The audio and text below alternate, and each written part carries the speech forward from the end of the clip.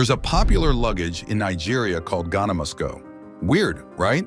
I thought so too, and exactly like its name sounds, there's a whole story behind why that travel bag is called that. It's a mind-blowing story.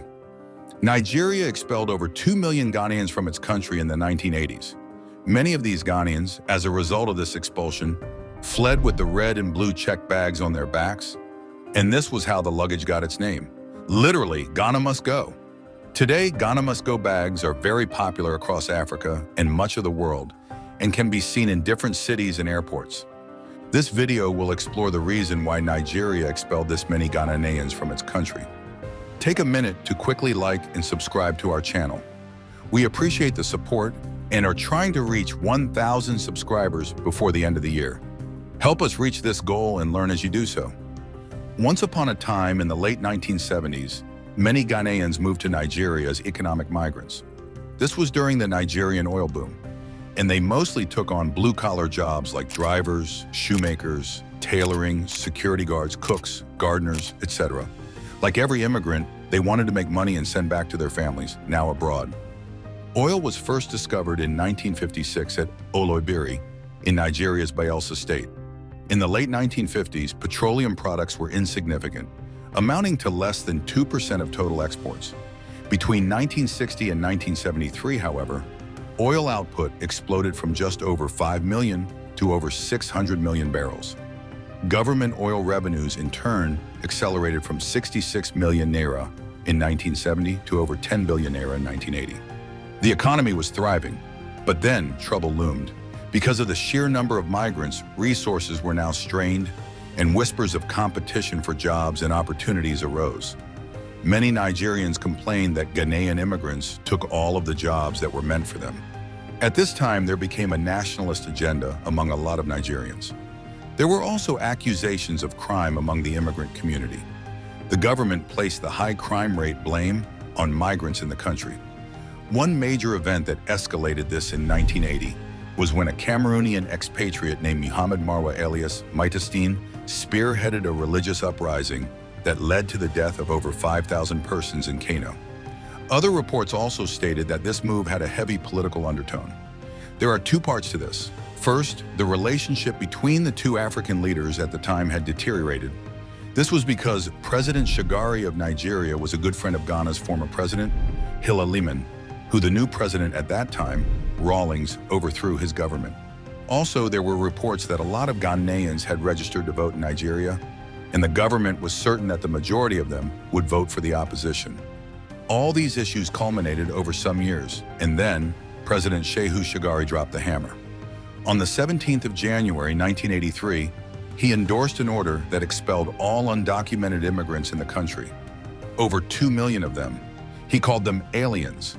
In Shehu Shagari's words, he said, "If they don't leave, they should be arrested and tried and sent back to their homes. Illegal immigrants, under normal circumstances, should not be given any notice whatsoever." This threw the country into pandemonium. Undocumented immigrants in the country ran from pillar to post. Factories lost their workers, saloons closed shops, companies lost their drivers, schools lost their teachers, and so on.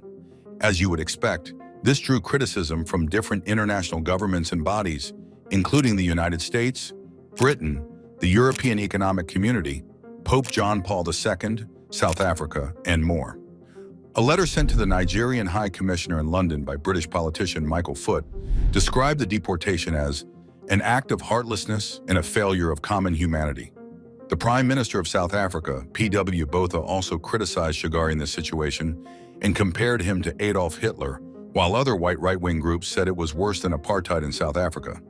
The Nigerian government did not budge. Moving away from here, something more sinister was happening on the other end of these migrants' journey. Just before the expulsion happened, Jerry Rawlings, Ghana's military head of state, had ordered the borders with Togo closed. This was to desist coup plotters and insurgents, so there would be no passage for days. Togo, on its hand, then closed its border with Benin to avoid a refugee crisis. To understand how impactful this is, you have to pass through Benin and then Togo before you reach Ghana. As a result of this, millions of Ghanaians were stuck at the Lagos-Benin border and stranded. There were reports of diseases spreading at the border and people being in the poorest conditions. There were also other reports of molestation and death by stampede.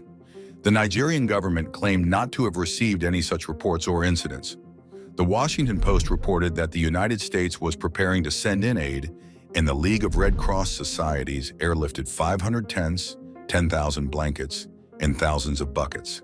Thankfully, Ghana finally reopened its borders and sent ships to Cotonou and Benin to reduce the number of Ghanaians traveling by road. Even this became chaotic as many fell into the sea because of the sheer volume of people scrambling for a place on the ships. This was the first wave of expulsion.